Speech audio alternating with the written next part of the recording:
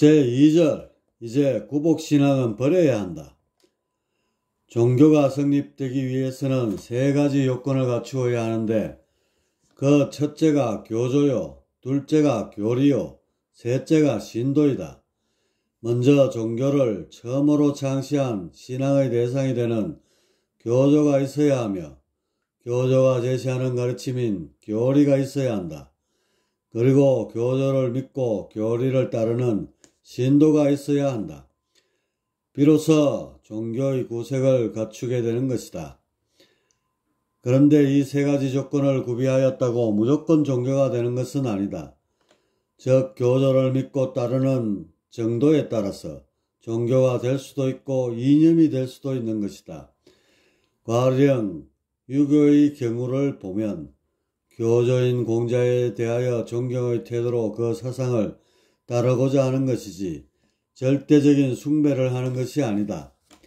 즉 무조건 믿는 태도는 유교에서는 찾아볼 수 없는 바 종교의 3요소를 구비하였다 하여도 다른 종교와는 본질적으로 다른 것이다. 유교를 종교로 보아야 할 것인가 아닌가에 관한 무수한 논란이 바로 이 신앙적 태도의 차이에서 비롯된 것이다. 다수의 종교와 구별하기 위해서는 유교를 종교가 아닌 이념의 형태로 봐야 혼란을 줄일 수 있을 것이다. 여하튼 종교가 성립되기 위해서는 종교의 3요소에 신앙을 첨가해야 하는 것으로 이 네 가지를 갖추었을 때 비로소 종교라 말할 수 있는 것이다. 그런데 종교에서 가르치는 바가 진리에 부합된다면 신앙은 진리를 더욱 빛내어 그 가치가 지대할 것이나 만일 진리와 동떨어진 것을 신앙한다면 오히려 종교가 없느니만 못한 결과를 불러올 것이 자명하다. 즉 신앙이 있음으로 해서 오히려 종교적 모순이 심각하게 된다면 신앙의 문제를 신중하게 검토해 보아야 할 것이다. 종교는 개인의 삶뿐만 아니라 사회와 국가의 전반에 걸쳐 지대한 영향을 주는 바 조금이라도 그릇됨이 있다면 그 병폐가 실로 지대할 것이다. 그러나 종교는 사람들의 정신을 대상으로 하기 때문에 그 심각한 병폐를 감추기에 용이한 바 정신을 똑바로 차리지 않는 한 결코 그것을 느끼기는 쉽지 않을 것이다. 신앙이란 옳다는 전자에서만 성립되는 것인 바 옳고 그름을 가릴 줄 모르는 상태에서 신앙한다는 것은 실로 위험천만한 일이 아닐 수 없다. 이 세상에서 가장 무서운 말 중의 하나가 무조건 믿으라는 말이다. 그리고 그 다음으로 위험한 것이 장님이 길을 인도한다는 식으로 터무니없는 교리로서 사람들을 신앙으로 유도하려는 것이다. 대부분의 종교인들이 권성징악을 제창하는 바 악에 치우친 사람들을 무조건이나마 신앙하게 하여 선으로 유도하는 것은 바람직한 일일 것이다. 그러나 그것은 인류가 전반적으로 성숙되지 않았던 예전의 경우이고 이제는 시절이 달라 무조건식의 신앙은 건절되어야 한다. 왜냐하면 도래하는 시우는 임시방편적인 차원을 벗어나 다수의 중생들을 선계에 진입하게 하기 위한 방향으로 흘러가기 때문이다. 즉 선계란 참된 이치를 구명하여 영적 진화를 이룸으로써 진입이 가능한 것으로 이치 없는 선만을 향해서는 보장할 수 없기 때문이다. 그렇기 때문에 이제는 과거의 신앙적 태도를 과감히 바꿔야 한다. 이치와 이치의 논리적 싸움을 토대로 신앙이 이루어져야지 무조건식의 맹종이나 편협된 신앙은 지양되어야 할 것이다. 이것이 곧 모든 예언에서 한결같이 주장하는 것으로 우상에 현혹되지 않고 진리에 빳빳이 설 수 있는 활로인 것이다.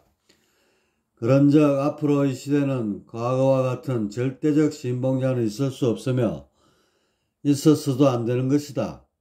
성인들께서 옥상원성님이나 불보살님들께서 어찌 중생들의 맹목적 숭배를 원하시겠는가? 인류를 위한 당신들의 숭고한 사랑의 경의를 표하고 뜻을 쫓아 진리의 삶을 사는 것이 그분들의 정신에 부합하는 것이다. 요즘의 세태를 보건대 종교도 많고 사상도 많고 도인도 많다. 그리고 자칭 하느님도 많고 정도령도 많고 미륵부처도 많고 재림예수도 많다. 모두들 좋은 말씀만 던져주고 있다. 그래서 어느 종교가 참된 것이고 어느 사상이 올바른 것이고 어느 도인이 참도인인지 구별하기 쉽지 않다. 또한 하느님, 정도령, 미륵, 재림예수 같은 높은 분들은 더욱 더 그렇다. 이들이 외치는 진리는 대동소이하다. 즉 추구하는 바가 일치하는 것이다. 뜻이 같다면 좋은 세상 만들기에 합심할 수도 있을 것이다. 그런데 이상하게도 화합보다는 정통과 이단, 진짜 구세주와 가짜 구세주를 구별하는 것에 더욱 관심을 쏟는다. 왜 그러는 것일까? 가을이 되면 사과나무에 사과가 주렁주렁 열린다. 만일 사과 하나만 온전하고 나머지는 썩거나 쭉정이가 되었다면 어떠한가? 한마디로 1년 농사는 완전히 실패한 것이 된다. 마찬가지로 정신문명의 완숙기에 접어드는 요즘에 저만 구세주가 되어 나머지 사람들에게 숭배를 강요한다면 이는 저만 열매 맺고 다수의 사람들을 쭉정이로 만들려는 지극히 간악한 짓이라 아니할 수 없다. 이제는 숭배와 맹신을 과감히 버려야 한다. 이제는 미륵이나 재림예수나 정도령 같은 독불장군식의 구세주들이 나와서는 안 된다. 예수께서 내가 다시 오면 나와 같아지게 하리라 하고 말씀하신 뜻은 지존인 예수와 이를 따르는 중생들로 확연히 구분된 옛적과는 달리 앞으로는 모든 중생들을 예수와 같은 사람으로 만들겠다는 간절한 영혼이 담겨 있는 것이다. 그런즉 예수를 가장 많이 양성하는 사람이 재림 예수이며 정도령을 가장 많이 길러내는 사람이 참 정도령이며 미륵을 가장 많이 배출하는 사람이 진짜 미륵인 것이다. 이렇게 되면 모두가 한결같게 되어 숭배와 맹신의 풍토는 영원히 사라지게 될 것이다. 바야흐로 정신문명의 완성을 목전에 두고 있다. 모두가 하나같이 정도령, 미륵, 재림예수가 되는 시대를 위해 하늘은 이제껏 상극의 고통을 감내하며 오늘에 이른 것이다. 그런즉 사과나무에 사과가 주렁주렁 열리듯 수많은 정도령들이, 미륵부처들이, 재림예수들이 쏟아져 나오는 시대를 이룩해야 할 것이다. 이렇게 될 때 한결같아 우상이 없으니 공부자께서 꿈꾸시던 대동세계요 이치가 살아나고 사람들이 널리 이룩게 되미니 당금 성조께서 염원하신 제세이와 홍익인간의 세상이며 모든 중생들이 제 가치를 온전히 누리게 되미니 미륵보살님의 원인 용화세계인 것이다. 대도에 이르는 서문에서